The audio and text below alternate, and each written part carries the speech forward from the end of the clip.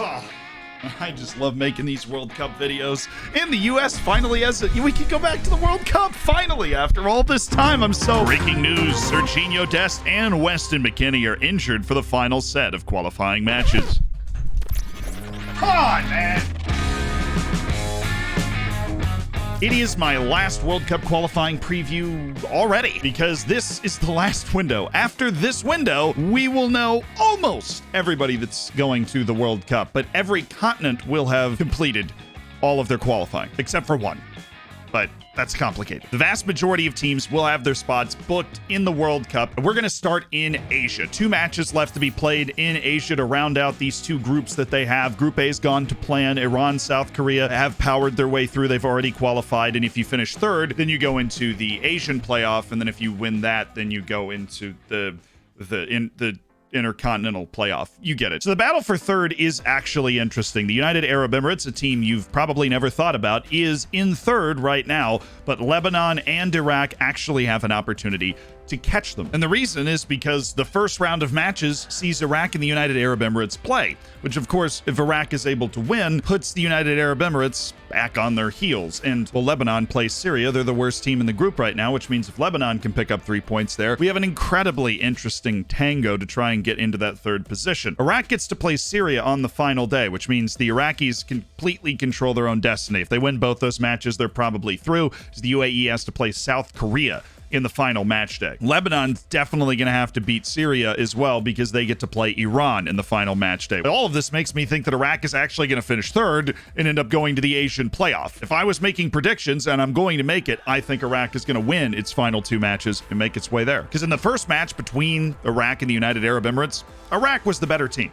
I watched the match. I need to go outside. But I can appreciate Group A giving us some drama because Group B is actually quite weird. We know the 3 teams that are going to be in the top 3 spots: Saudi Arabia, Japan, and Australia. The order that they're in those spots, completely up for debate because none of those 3 teams have clinched a spot at the World Cup, and you do not want to have to go through an Asian playoff and then an Intercontinental playoff to get to the World Cup. You would much prefer, obviously, to just go straight to the World Cup. Now, Japan has won 5 straight matches after losing 2 of its first 3, so you'd probably back them to get through. Well, we're going to find out pretty quickly because the match of this whole round is Japan and Australia on match day 9. The Aussies desperately need a win in order to pull Japan back for the final match day. The Japanese, with a win or a draw, have to be feeling absolutely fantastic. And Saudi Arabia plays China. Things get really interesting if Saudi Arabia loses that game, which I'm not expecting them to, but they have been bad lately. And Australia wins, because then we could go into the final match day with all 3 spots separated by 1 point. Even with a draw, that would put Saudi Arabia at 20, and then Japan and Australia at 18 points apiece, and everybody can end up in all 3 positions. And it gets really spicy because Australia then plays Saudi Arabia on the final match day. What this means is that Australia's got they're up a creek without a paddle right now. They've got the 2 toughest possible matches that they could have for the last 2 matches of the rounds, but it gives them the opportunity to pick up points on those teams. If Australia wins those 2 matches, they're going to the World Cup. Guaranteed. Japan's final match is against Vietnam. Now, that's a match that Japan is very likely going to win, so the Japanese could be difficult to catch. Now, Australia does have the opportunity to win both those matches, and they're very likely going to the World Cup pending goal difference, but if they've beaten Japan, their goal difference is likely much better than Japan, considering Japan's is +6 and Australia's +9 already. The Japanese would need to beat the bejesus out of Vietnam, which is possible, but things could get absolutely crazy. They also could be pretty run-of-the-mill. If Saudi Arabia wins and Japan wins, then the final day is basically a moot point, and Saudi Arabia and Japan have already clinched their berth in the World Cup before the final stage, and Australia's just waiting to see who it's going to play out of the other group. But Japan-Australia, you're going to watch a match from Asian qualifying, let that be the one. They're playing in Sydney, so it's the Aussies' time to put up or shut up. Let's take it to my neck of the woods. CONCACAF is next. And in CONCACAF, the octagonal is winding down, and there are 5 teams remaining contending for 3.5 spots. If you finish in the top 3, you're automatically in the World Cup. And if you finish 4th, you go into the Intercontinental playoff. Costa Rica has garnered 10 points from its last 4 matches to get itself back in contention. Canada is running away and has all but clinched an automatic spot, which means you have the US, Mexico, and Panama all just hanging around trying to stay ahead of Costa Rica and get that automatic spot. You might look at the United States and Mexico and feel comfortable if you're a fan of those two countries. You're 4 points clear, 3 matches to go, but the first match is the rivalry in CONCACAF. It is the United States visiting the Azteca in Mexico City to take on Mexico. That is right off the drop on the Thursday. It's going to be a bumper crowd. I mean, the Mexican fans have been suspended for the last 3 matches. They're coming back into the stands for this match. It's going to be insane. The United States is missing, like I said, McKennie and Serginho Dest. So despite the fact the U.S. beat Mexico at home, this away trip is going to be tough. It's going to be nervous. And Panama plays Honduras, which means Panama is probably going to win, which means the loser of the U.S. and Mexico is only going to be a point clear of Panama with 2 matches to go. Then, oh yeah, if that happens to be the United States, they play Panama in the second to last match day. Panama, who'd never been to a World Cup until 4 years ago, and now they're giving it a real darn good run to get back. Canada plays against Costa Rica. If they win, they've clinched World Cup berth, but Costa Rica is going to be coming out firing because the Costa Ricans need as many points as they can get to try and keep pace with Panama and at least give themselves a shot to get back to the World Cup. If Canada can't clinch there, they then have Jamaica and Panama to close things out. And that last match could become important, especially if Panama is able to hang around within 3 points of either Mexico or the United States going into the final match day. As for Costa Rica, they do get a shot at El Salvador. El Salvador is hard to score against, and Costa Rica doesn't score a lot of goals, so that could be a trap game for the Costa Ricans, but it should be a game they pick up 3 points in. And honestly, they're probably going to need to pick up 3 points because then Costa Rica plays the United States on the final match day. Costa Rica does get the U.S. at home, and of course, if Costa Rica is able to get, say, 4 points in their first couple of matches, that match could be a chance for Costa Rica to try and jump ahead of the United States, depending on what the other results are. With 3 matches, there's so much that's still up in the air. But whoever wins Mexico-US, if there is a winner, is very likely in the World Cup. That is the moment to clinch, and it'll be beautiful because I'm hoping we win. If you're Panama and Costa Rica, whoever loses is who you're trying to chase. In Canada, I mean, it would take a catastrophe, right? I feel like it's almost mathematically impossible for them to slip into the playoff spot. Panama's got to win all 3 games. But if they win the first, Canada struggles to score against a Costa Rican defense that gives up just no goals. You never know. Canada's going to probably be going to the World Cup, and 2 other teams are going to join them. US and Mexico both had their heart attacks. I'm just hoping to avoid more. Well, let's take a trip to Africa next. Africa, fabulously interesting. Its group stage is already done, and now we have drawn 5 ties. Home and away. The winner goes to the World Cup. Very simple, not convoluted. You don't need to understand anything beyond that. You play a team across from you. If you beat them, home and away, you go to the World Cup. The ties are Egypt, Senegal, Cameroon, Algeria, Ghana, Nigeria, which DR Congo and Morocco, Mali, and Tunisia.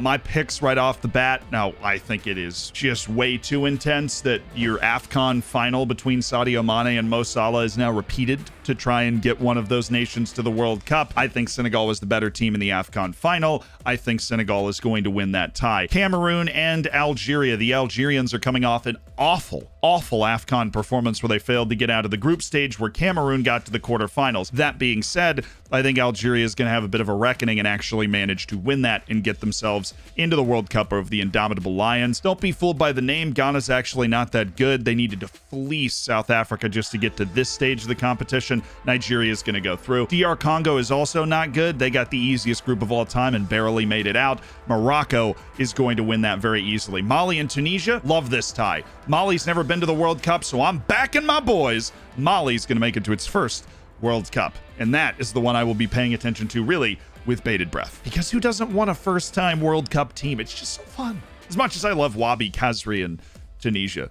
Sorry if you're Tunisian. But now it is time for South America. One of 2 continents that has ever produced a World Cup winner, and they've produced 3 different ones. Those 3, though, are not entirely safe. While Brazil and Argentina have already clinched, Uruguay is going to be fighting for its life. The surprise emergence of Ecuador is still not completely comfortable, as there are 2 matches left to play, and they are still within striking distance of that 5th spot, which goes to an intercontinental playoff. The first 4 are through automatically, which means there's only 2 automatic spots left and a whole host of teams that can reach them. Ecuador has its opportunity to clinch. They play Paraguay. If they win, they're going to the World Cup. No ifs, ands, or buts. Welcome back, Ecuador. Paraguay's not been good. You got to back Ecuador to get the job done there. But But the real game to watch here is Uruguay and Peru, because that result is going to set the tone for what Chile and Colombia could even potentially accomplish. If Peru wins, worst case scenario, I think, for Chile and Colombia, because then even with a win, you're level with Uruguay, you're sitting down in the 5th position with 1 match to go. Colombia probably needs Peru to be the team that's slipping up. They have 4 points to make up just to get to that 5th spot if Peru gains 0 points. The added bonus is that if Uruguay wins, the race is actually over for that top spot. Not only would an Uruguay win clinch Ecuador no matter what, Uruguay wins and they're going to the World Cup. That's it. And Peru is going to be sitting in that 5th spot trying to fend off Chile and Colombia. It is the huge swing vote that a lot more countries than the ones involved in the field are going to be interested in. Colombia gets to play Bolivia. That can be a tricky situation, but Colombia is likely going to win that game with their life on the line. And Chile has to play Brazil, which is a match that they're obviously likely going to lose, which means they're probably not going to be able to make up points until the final match against Uruguay, which, if Uruguay happens to lose as well, could just be for a spot in the Intercontinental Playoff at the end of the day. Colombia gets to play against Venezuela in the last match day. That's why I'm not counting them out. They play Bolivia and Venezuela. Those are the 2 worst teams in South America. Venezuela's never even been to the World Cup before, and they have just been awful in this qualifying section. Now, they are talented enough to make a game of it, especially the way Colombia is playing, but that's likely 6 points for Colombia. 6 points for Colombia puts them at 23. Peru's final match is Paraguay. Paraguay's in a death spiral right now, but if Peru loses to Uruguay, then they go into that final match needing to score some goals and needing to put Paraguay away. Then you've got Colombia charging up the rear, and Chile if they can get a result against Brazil, and then they play Uruguay. You can feel the intense number of possibilities. And even though Colombia hasn't won a match in what feels like 3 lifetimes, they're still somehow alive. It's just stupid fascinating to me. Honestly, for simplicity's sake, I hope Uruguay wins. I think they're probably going to win and just puts Peru away, but I'm really impressed with the way Peru has played. Edson Flores, who's an MLS guy, has been bagging huge goals for Peru. I mean, that's 10 points in their last 4 matches in South America to drag themselves up to this spot. What I feel bad for is Chile. They're still right there, but it just looks like it's going to be too tough, doesn't it? Brazil, then Uruguay. If I'm Chile, I'm hoping for an Uruguay win over Peru. And then Uruguay's complacent for the last match. You go out and beat them, Peru drops points, and that's it. And then there's Colombia. If they win both their matches, they're ahead of Chile. If Chile loses to Brazil and beats Uruguay, I feel like CONCACAF has 3 matches, and yet there is still more up in the air in South America in 2 matches. What I know for sure is that a team you are used to seeing at the World Cup is definitely not going to be there. Either Colombia, Chile, or Peru. And they're just starting to emerge again. But now for the one you've all been waiting for. Drumroll, please. Oceania. This video is actually being filmed at an inconvenient time for the Oceania qualifying. What I do want you to know is that the groups are underway right now in Qatar. By the time you're watching this video, there'll be more done and underway. If you finish in the top 2 of the group, you go to a semifinal and a final. If you win the whole thing, then you go to the Intercontinental Playoff. Boom. That's where the 4th team in the Intercontinental Playoff comes from. The early wins: Fiji beat New Caledonia 2-1, New Zealand beat Papua New Guinea 1-0, and Solomon Islands beat the Cook Islands 2-0. So that's all we have right now. There are a few more matches to go in Qatar, and then I would assume Fiji, New Zealand, Solomon Islands, and probably Tahiti will go into the final 4. New Zealand honestly doesn't look great, and so we could have a pretty random team in the Intercontinental Playoff, and that would just be fun. I'm rooting for Solomon Islands personally. They got a real stud named Rafael Leai, young kid, 18 years old, who scores 2 goals a match in the Solomon League. I know things. Wikipedia. But no, actually, let's finally get into Europe, because the groups are already done. We've covered that on a previous video, which you can watch right here. There are still the small matter of the, it's like the World Cup playoff. This is a new thing. You've got 12 teams, you have 3 spots, and you've got these fancy little brackets. Now, for incredibly obvious reasons, Russia, which qualified for this 12-team playoff thing, is now not allowed to play. And so Poland gets a free walkover into the final, after basically every team said they just weren't going to play against Russia. The other news from that is Ukraine, of course, is also in the playoff, and Scotland and Ukraine are looking to reschedule the qualifying game that was played, which will also reschedule the final, where the winner of Scotland and Ukraine, which is likely to be played in June, there's a Nations League window there that they're thinking about using. The winner of Wales and Austria, which is the other part of that bracket, well, that will also be played in that June window, which is an interesting situation for whoever wins that game. There are obviously a lot lot of things going on that are much bigger than World Cup qualifying, and so these decisions make complete sense. If you want to read my statement on the whole situation, while we're not going to talk about it any further here, that is on our Discord channel in the announcements section. I do encourage you to read that. All right. With that out of the way, there are 4 matches that will be played on Thursday, the 24th of March, and that would be Italy, North Macedonia, Portugal, Turkey, Sweden, Czechia, and Wales, Austria. Italy and Portugal are in each other's way, which is what blew everybody's mind when this was originally drawn. I think it's hilarious, and one of those 2 teams won't be going to the World Cup. What I also think would be hilarious is if we didn't even get to see Portugal and Italy play together. I do think we're going to see that. I think Portugal and Italy will get through their respective teams, and this is not a home and away. This is a one-off, and then 4 days later or whatever, it will end, and there will be that, playoff final. Sweden and Czechia are also going to be playing for the right to play against Poland to go to the World Cup. That is a very, very difficult game to pick. I think Sweden's got it. I think, just based on their experience in incredibly important matches, their belief in those particular moments. They made the quarterfinals of the World Cup in 2018, even though obviously the path lined up pretty favorably for them. That is significant. Then, of course, Wales and Austria. I actually think Wales is going to win that. I'm sorry. I'm managing in Austria on our save. I'm a big fan of Austria. Austria didn't qualify through their position in the group. They qualified because of their position in the Nations League, which means they're not in great form when it comes to their actual World Cup qualifying group. And so Wales could set up themselves to be 1 match away from the World Cup, which would be their 2nd World Cup ever. They haven't been since 1956. So this could be Gareth Bale's,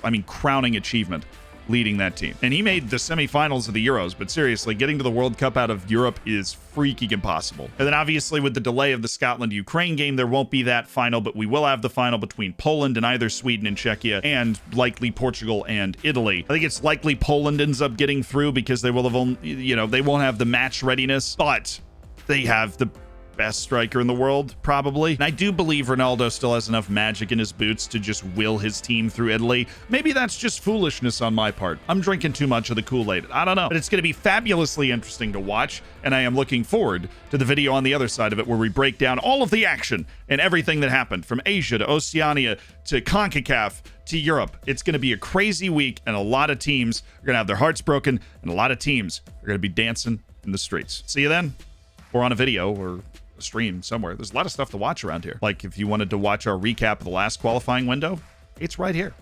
Check it out. You'll be more educated on what's going on. You'll know how we got here, and that's important.